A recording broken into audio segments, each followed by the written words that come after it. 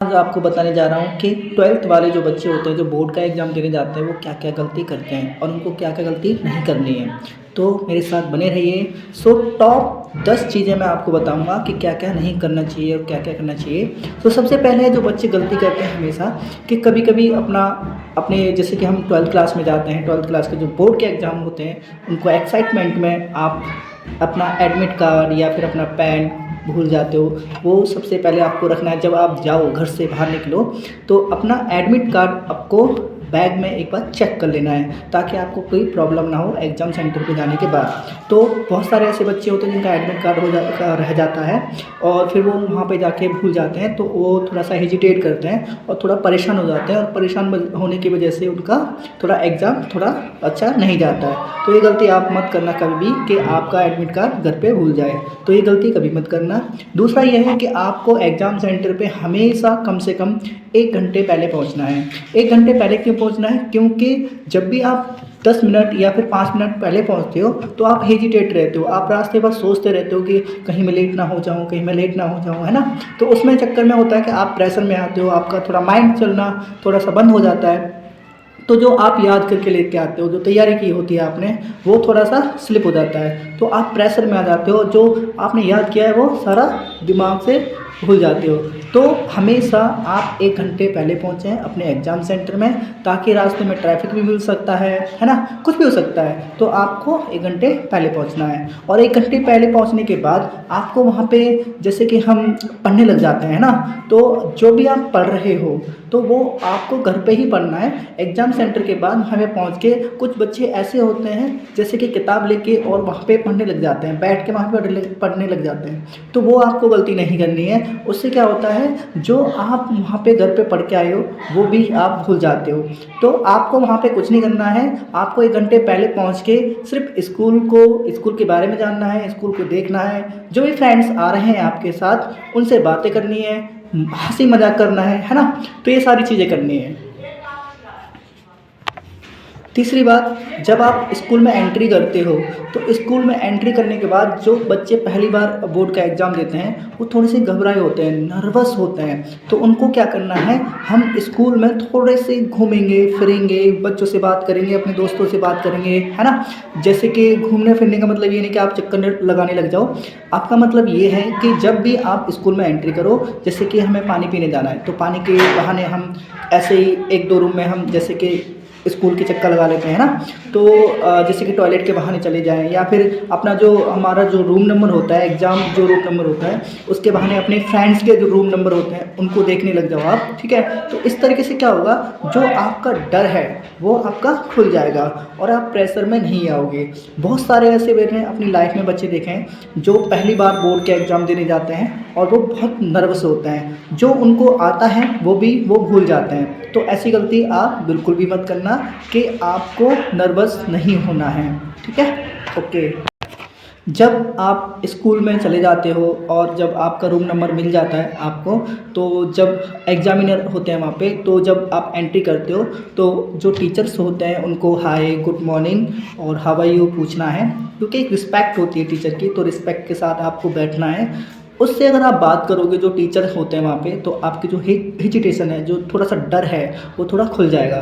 तो अपनी सीट पे चुपचाप जाके बैठ जाना है और इधर उधर की बातें नहीं करनी है, ठीक है। जब आप अपने सीट पे बैठ जाओ तो सिर्फ आपको देखना है कि एग्ज़ाम कैसे आएगा, एग्ज़ाम के बारे में ज़्यादा सोचना नहीं है पहले तो, ठीक है। तो जैसे भी वो बोलें वैसे ही करना है। या तो जो होता है ना, कभी कभी बच्चे थोड़े से होते हैं कि अपने एटीट्यूड में रहते हैं, हम तो 12th पास मतलब 12th का एग्ज़ाम देने आए, तो मतलब अपने एटीट्यूड में रहते हैं कि भाई ये क्या कर लेंगे, ये सारी चीज़ें होती हैं ना। तो टीचर से कभी बहस नहीं करनी होती है, बिल्कुल भी आप ये गलती मत करना कि आप बहस करने लग जाओ, ठीक है। जब आपको एग्ज़ाम मिलता है तो बहुत सारे इंपॉर्टेंट चीज़ होती हैं एग्ज़ाम में। जैसे कि जब एग्ज़ाम मिल जाएगा आपको तो हमेशा आपको 15 मिनट पढ़ने को एग्ज़ाम दिया जाता है। तो 15 मिनट आपको जो मिलते हैं बहुत बेशकीमती होते हैं। जब 15 मिनट मिलेंगे आपको तो उन 15 मिनट में कभी कभी ऐसा होता है कि हम जैसे कि एक आंसर आए, ओह माय गॉड ये आंसर आता है मुझे ना, तो आप क्या करोगे, अपने दोस्तों को बताने लग जाओगे ना। तो ऐसा नहीं करना है कि इधर देखो उधर देखो, 15 मिनट में ये सारे वेस्ट कर दो। वो बहुत इंपॉर्टेंट मिनट होते हैं आपके 15 मिनट, तो 15 मिनट में आपको पूरा एग्ज़ाम देखना है, आपको पढ़ना नहीं है, आपको एग्ज़ाम देखना है क्वेश्चन कौन से आते हैं और उस पे आपको टिक मार्क करना है। जो आपको क्वेश्चन आते हैं उन पे आपको क्या करना है, टिक मार्क। अब ये नहीं कि 15 मिनट में आप 2-3 क्वेश्चन ही पढ़ो, सिर्फ आपको क्वेश्चन को एनालाइज करना है, आपको क्वेश्चन को देखना है बस, ठीक है, उन 15 मिनट के अंदर। जब एग्ज़ाम आप देते हो, जब हमारा जो शीट होती है, इस तरह की शीट होती है आपके पास, जब आप एग्ज़ाम देते हो तो अपनी शीट पे जो नाम होते हैं वो लिख सकते हो आप, है ना। तो उसके बाद जब भी आप एग्ज़ाम करो, जो भी क्वेश्चंस करते हो आप, तो सबसे पहले हम क्या करते हैं, हम छोटे छोटे क्वेश्चंस करते हैं, पहले से स्टार्ट करते हैं क्वेश्चन नंबर 1 से। आपको ऐसी गलती नहीं करनी है। अगर आपको 90 प्लस 95 प्लस करना है स्कोर, तो आपको सबसे पहले जो ज़्यादा मार्क्स वाले होते हैं, जो 4 मार्क्स होते हैं, जो 6 वाले मार्क्स वाले होते हैं, उनको आपको पहले टिक करना है और उनको ही आपको पहले अटैम्प्ट करना है। सो आप हमेशा जो एग्ज़ाम होगा आपका, हमेशा ऐसे करना है, उल्टा रखना है, ठीक है। सो जब आप बैक साइड से अगर एग्ज़ाम करोगे तो आपके जो ज़्यादा मार्क्स होते हैं, हमेशा हम स्टार्टिंग में क्या करते हैं, फ्री माइंड से होते हैं, और फ्री माइंड से जो हम लिखते हैं उसको हम अच्छे से लिखते हैं, सजा के लिखते हैं, राइटिंग अच्छी होती है ना। जब भी जैसे ही टाइम घटता जाता है तो आप ऐसे मतलब ब्लड जो होती है ना, ट्रेन होती है, ब्लड ट्रेन, उसकी तरह आप राइटिंग करने लग जाते हो। चाहे कुछ भी आ रहा हो, चाहे दिमाग में कुछ भी हो रहा हो, आप लिखने लग जाते हो, आप किसी की नहीं सुनते हो ना। तो इससे अच्छा है कि आप पहले ही आप अपना टाइम मैनेज करके चलें। जो आपके क्वेश्चंस बड़े होते हैं, बड़े मार्क्स के होते हैं, उनको पहले अटेम्प्ट करना है, ठीक है। इससे क्या होगा, आपके जो क्वेश्चंस बड़े होंगे, वो आपके थॉट्स जो आते हैं वो आप अच्छे से लिख सकते हो। और जो आपके 1-1 नंबर के होते हैं या फिर 2-2 नंबर के होते हैं, वो ज़्यादा नहीं लिखने होते हैं, ठीक है। वो अगर आप लास्ट में भी करोगे तो चल जाएगा। अगर आपने लास्ट में 1 नंबर का कर देते हो और छूट भी जाता है तो कोई प्रॉब्लम नहीं होती है। अगर लास्ट में अगर आपका 6 नंबर का, 5 नंबर का, 4 नंबर का छूट रहा है तो एकदम आपके 4 से 5-6 नंबर कट जाते हैं ना। तो ऐसी गलती कभी मत करना, ठीक है।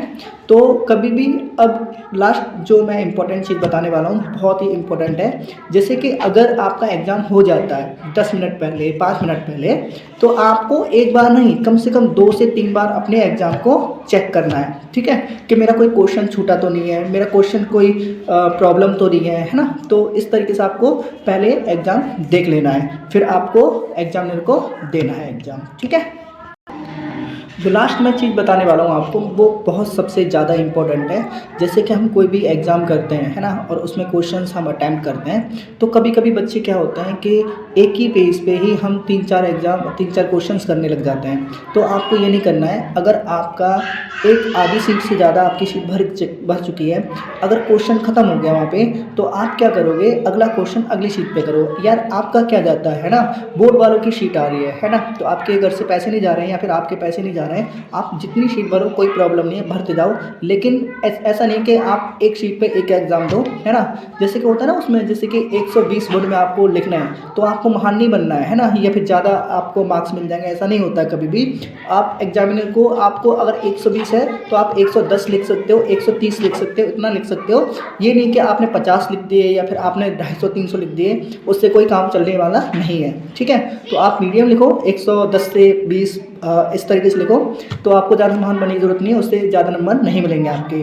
तो कभी कभी ऐसा होता है कि नंबर कट भी जाते हैं, और जो एग्जामिनर होते हैं उनके पास इतना टाइम नहीं होता है, सच में नहीं होता है। और वो अगर आप क्लियर लिखोगे, पॉइंट टू पॉइंट लिखोगे, तो वहाँ पे नंबर आपको ज़्यादा मिलने के चांसेस होते हैं। तो इस तरीके से अगर आप अटैम्प्ट करोगे अपना एग्ज़ाम, तो गारंटी दे रहा हूँ कि आपको 95 या फिर 90 प्लस आपको मार्क्स मिलेंगे। So all the best guys.